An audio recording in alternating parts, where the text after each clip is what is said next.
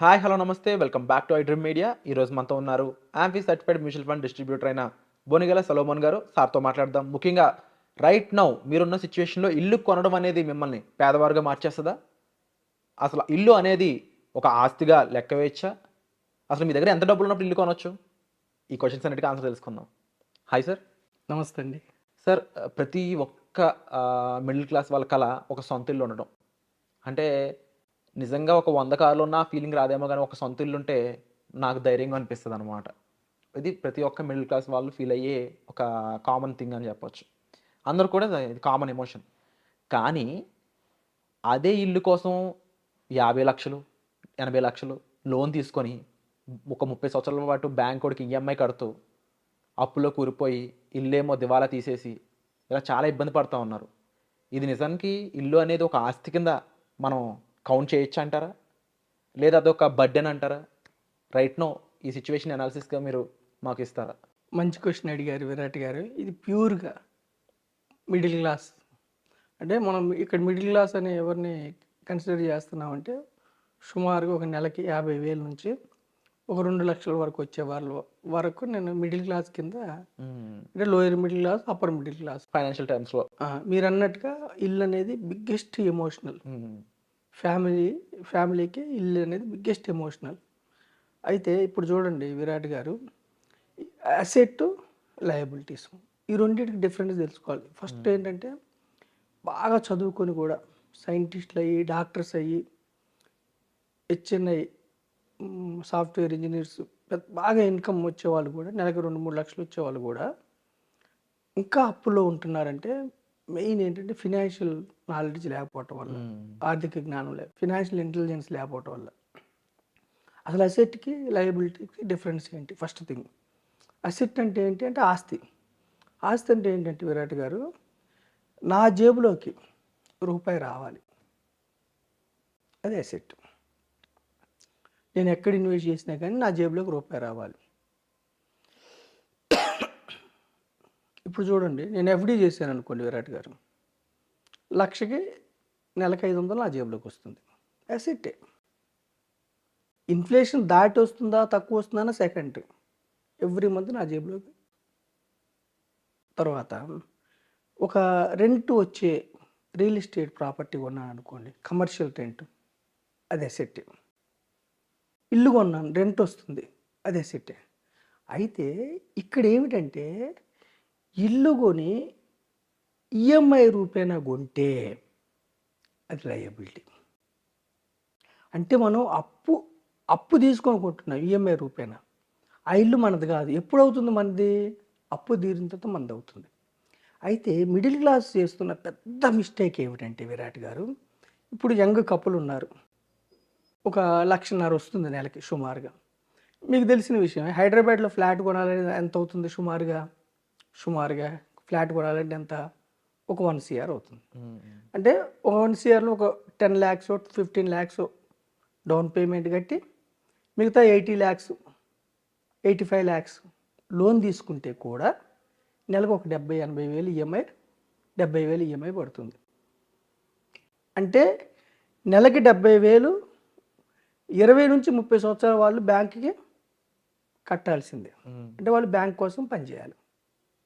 ఇల్లు ఉందనే ఎమోషన్ ఉంటుంది, కానీ జీవితకాలం అది దేనికోసం పనిచేయాలి? బ్యాంకు కోసం పనిచేయాలి. సెకండరీ ఏంటి?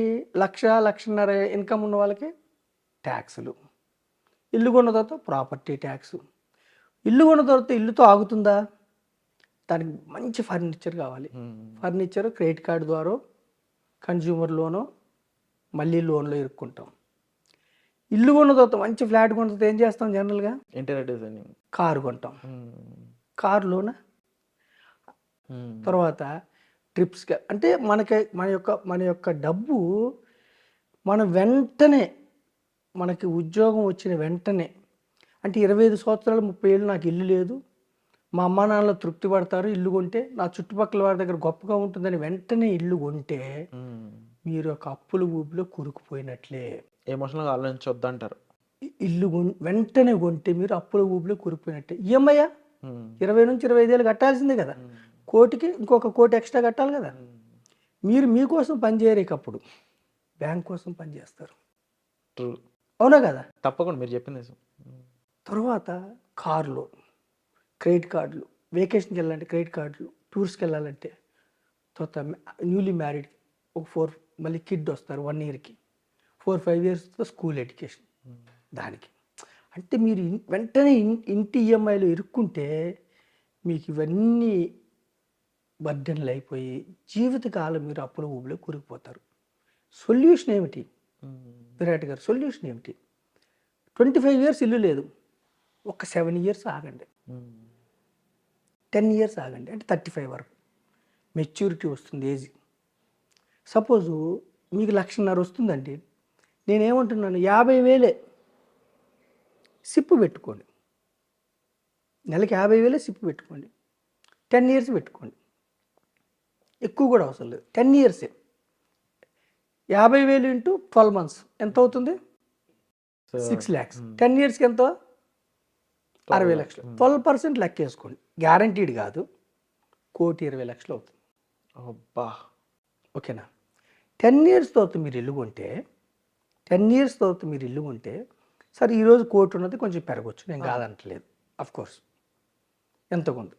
ఈ 1,20,00,000 నుంచి ఎస్డబ్ల్యూపి 1,80,000 70,000 ఎస్డబ్ల్యూపి పెట్టుకోవచ్చు కదా. 1,20,000 అంటే ఒక 80,000-90,000 పెట్టుకోవచ్చు కదా. ఇంటి లోన్ మీరు డౌన్ పేమెంట్ ఒక 20-30 లక్షలు కట్టండి, సిస్టమేటిక్ విత్డ్రాల్ ప్లాన్ పెట్టుకుంటే మీరు ఈఎంఐ, మీరు అసెట్ అంటే ఏమిటి? మీకోసం డబ్బును సమకూర్చి పెడుతుంది. మీరేం చేశారు? ఫస్ట్ మీ చేతిలో వచ్చిన 1,50,000 నుంచి 50,000ని మీ మనీయే మీకు మనీ సమకూర్చాలి, డబ్బును సమకూర్చాలి. కాబట్టి మీరు ఇన్వెస్ట్ చేశారు. ఇన్వెస్ట్ చేసిన 60 లక్షలు ఏమైంది? 1,20,000. 1,20,000లోంచి ఎస్డబ్ల్యూ పెట్టుకుంటే మీ డబ్బులో నుంచే మీకు ఈఎంఐ వెళ్ళిపోద్ది. జీవితకాలం మీకు బడ్జెట్ పడింది అనుకోండి, ఒక 10-20,000 కట్టు. సో మీకు ఒక కార్పస్ బిల్డ్ అయింది.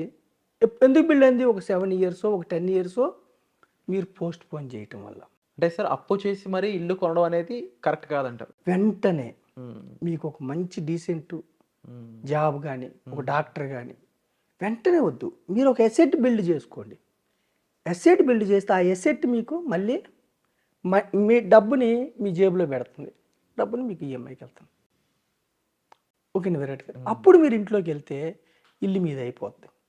మీరు ఈఎంఐ మీకు మీ దగ్గర వచ్చే 1,50,000 మళ్ళీ ఇన్వెస్ట్ చేసుకోవచ్చు, మీ అసెట్ పెరుగుతూనే ఉంటుంది. ఈఎంఐ ఊబుల్లో ఇరుక్కోవద్దు. ఫస్ట్ మీరు అసెట్ బిల్డ్ చేసుకోండి. 10 ఏళ్ళ తర్వాత, సపోజు 10 ఏళ్ళ తర్వాత ఉద్యోగం పోయిందండి, అయినా మీ అసెట్ నుంచి ఈఎంఐ కట్టచ్చు. మనకి 10 ఏళ్ళ తర్వాత సార్ ఇల్లు కొనలేదు, 10 ఏళ్ళ తర్వాత ఉద్యోగం పోయింది, 1,50,000 అయింది, జీవితకాలం మీకు 70-80,000 పెన్షన్ లాగా తీసుకోవచ్చు. అంటే మిడిల్ క్లాస్ వాళ్ళు చేసే మిస్టేక్స్ ఏమిటంటే, కష్టపడి పైకి వస్తారు, కారు లేకపోవటం వల్ల 25 ఏళ్ళు 30 ఏళ్ళు వెంటనే జీతం పెరగంగానే కారు అనుకుంటారు. ఒక 5 ఏళ్ళు ఇన్వెస్ట్ చేసిన తర్వాత డబ్బు పెరిగాక దాంట్లో నుంచి కారు, ఈఎంఐ దాని నుంచి రావాలి, ఎసెట్ నుంచి ఈఎంఐ వెళ్ళాలి.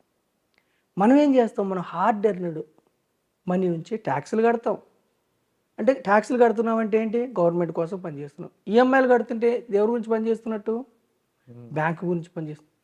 ఈఎంఐలు ఊబిలో మనం చిక్కుకుంటే, క్రెడిట్ కార్డులు, జీవితకాలం మన యొక్క లైఫ్ మన చేతిలో ఉండదు, బ్యాంకుల చేతిలో. అంటే ఎప్పుడు కూడా ఎసెట్ బిల్డ్ చేసుకోవడానికి ట్రై చేయండి. అది రియల్ ఎస్టేట్ ద్వారా కూడా ఎసెట్ బిల్డ్ చేసుకోండి. కానీ ఎలా ఉండాలంటే, మీరు కొనే ల్యాండ్స్ లిక్విడిటీకి ఇబ్బంది రాకూడదు, వెంటనే అమ్ముడుపోయే దగ్గర కొనుక్కోవాలి. రెండోది, రియల్ ఎస్టేట్ ఎప్పుడు కొన్నా కానీ ప్యాసివ్ ఇన్కమ్, మనకి రెంట్ రావాలి, కమర్షియల్ రెంట్ రావాలి, అలా ఉండాలి. జేబులోకి మీకు డబ్బు రావాలి, జేబులోంచి పోకూడదు. లయబిలిటీస్ ఏంటి? మన జేబులోంచి 1,50,000 వస్తున్నాయా?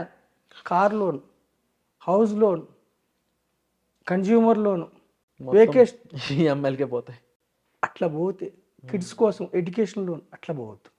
అసెట్ బిల్డ్ చేసుకున్న తర్వాత మీరు ప్రాపర్టీస్, మన హౌస్ కొనుక్కుంటే అప్పుడు మీకు అసెట్ అయింది. అదే మీరు అసెట్ బిల్డ్ చేసుకోకుండా ఇల్లు కొంటే ఈఎంఐల ద్వారా, మీకు ఇల్లు ఆస్తి కాదు, లయబిలిటీ, అప్పు, బాధ్యత. సో మిడిల్ క్లాస్ ఏం చెప్తున్నానంటే నేను ఫస్ట్ మీ ఎమోషన్ ఒక 5 ఏళ్ళు ఆపుకోండి, ఒక 7 ఏళ్ళు ఆపుకోండి, అసెట్ బిల్డ్ చేసుకోండి. 12% రాలేదు, 10% వచ్చింది. 60 లక్షలు 1,20,000కి బదులు 1,00,00,000 అవుతుంది. 8 లక్షలు 8% వచ్చింది అనుకో 90 lakhs. మీకు అసెట్ ఉంటే భరోసా ఉంటుంది. అదే మీరు అప్పులు పెట్టుకుంటే దిగులు ఉంటుంది. మిడిల్ క్లాస్ చేసే మిస్టేక్స్ ఏమిటంటే ఎమోషనల్, ఇల్లు కొనొద్దని నేను అనట్లా, అసెట్ బిల్డ్ చేసుకుంటూ ఒక 5 ఏళ్ళు పోస్ట్ పోన్ చేసి 8 ఏళ్ళు పోస్ట్ పోన్ అసెట్ బిల్డ్ చేసుకునే కొనుక్కోండి. మీకు భరోసా ఉంటుంది, గౌరవం ఉంటుంది.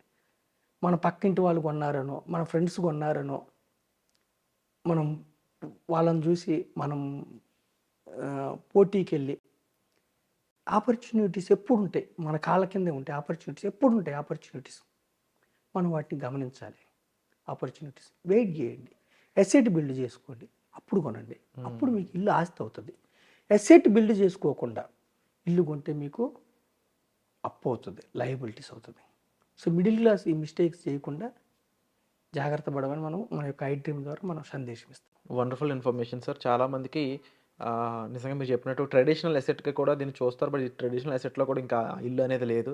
అండ్ డెఫినెట్‌లీ లయబిలిటీగా మారిపోవడం కూడా జరిగింది. అండ్ మరీ ముఖ్యంగా ఇది మనల్ని అప్పుల ఊబిలోకి గెంటేస్తుంది అనే ఒక సారాంశాన్ని మాకిచ్చి కళ్ళు తెరిపించినందుకు కూడా థ్యాంక్ యూ సార్. ఇది ఒక ఐ ఓపెనింగ్ మెసేజ్ అని చెప్పడంలో ఎటువంటి డౌట్ అయితే లేదు. ఇలాంటి ఎంతో వాల్యుబుల్ సజెషన్స్ కోసం మీరు డిస్‌ప్లే అవుతున్న నెంబర్స్ కాల్ చేసి సొలొమోన్ గారి యొక్క సజెషన్స్ మీరు తీసుకోవచ్చు పర్సనల్ అపాయింట్మెంట్స్ ద్వారా. సో వచ్చే ఎపిసోడ్‌లో మళ్ళీ కలుద్దాం. Thank you so much.